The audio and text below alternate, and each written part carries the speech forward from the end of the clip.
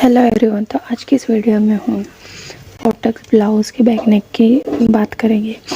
और जैसे हमारा जो ब्लाउज़ रहता है वो पीछे की साइड से, ये जो पीछे की साइड से रहता है इधर की साइड से ऊपर चढ़ने लग जाता है, इस टाइप से कुछ ऐसा करके बॉडी पर जाकर, और कहीं पर आर्म होल में झोल भी आता है, यहाँ पर आकर ऐसा इकट्ठा हो जाता है। इन सभी प्रॉब्लम्स के बारे में और इसके सॉल्यूशन के बारे में और क्या कारण होते हैं, इन सभी के बारे में हम बात करेंगे। तो इसके लिए सबसे पहले हम फ्रंट साइड की बात कर लेंगे। तो फ्रंट साइड के लिए हम 32 साइज़ का बना रहे हैं। तो 32 साइज़ के लिए सबसे पहले हमने पीछे के वीडियो में ड्राफ्टिंग की थी, फिर भी एक बार समझा देती हूँ शॉर्ट में। 2.5 इंच का रेडी शोल्डर है, तो हम 3 इंच की मार्किंग करेंगे। तो इसके लिए शोल्डर जो है 5.5 इंच का लेंगे। 5.5 इंच का इसलिए क्योंकि ये जो आगे का गला डीप नहीं है, 6 का है, हम 6.5 पर मार्क कर देंगे। ये है 6.5 पर मार्क कर देंगे। और जैसे हमारा जो एपेक्स पॉइंट का टक्स रहता है वहाँ पर ब्लाउज नहीं बैठना, बेल्ट ऊपर की ओर जाना, और जो शोल्डर की लाइन रहती है वो आगे की ओर आती है।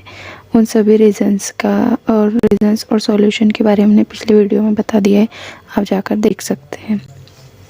बाकी हम इस वीडियो पर फोकस करते हैं। 6.5 इंच हमने लेंथ ले ली है, 6 इंच रहेगा, 1/2 इंच सिलाई में चला जाएगा। फिर उसके बाद हमने यहाँ पर गोलाई दे दी है।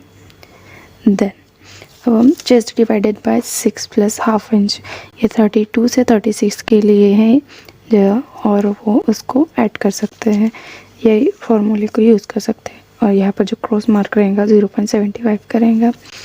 देन ये 32 से 36 के लिए है।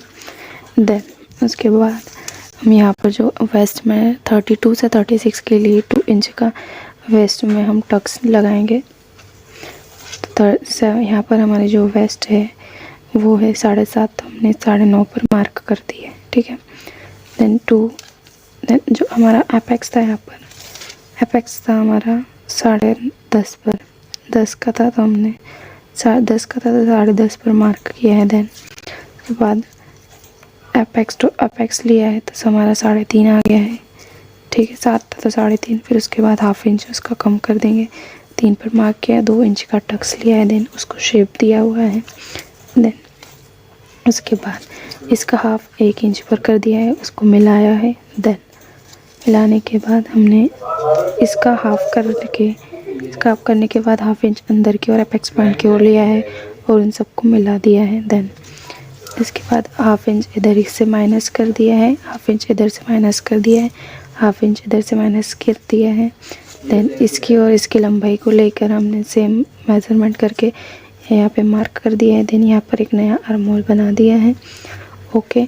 फिर इसका हाफ करके हमने इधर एक टक्स लगाया है 1/2 इंच का, दोनों का 2-2 लाइन करके। इधर भी हमने दोनों का, इधर 2 इंच का टक्स था तो इधर 1 इंच छोड़कर इधर भी दोनों का मिलाकर 1/2 इंच पर टक्स लगा दिया है। तो यह हो गया हमारी फ्रंट की ड्राफ्टिंग। देन अब बैक पे आते हैं हम।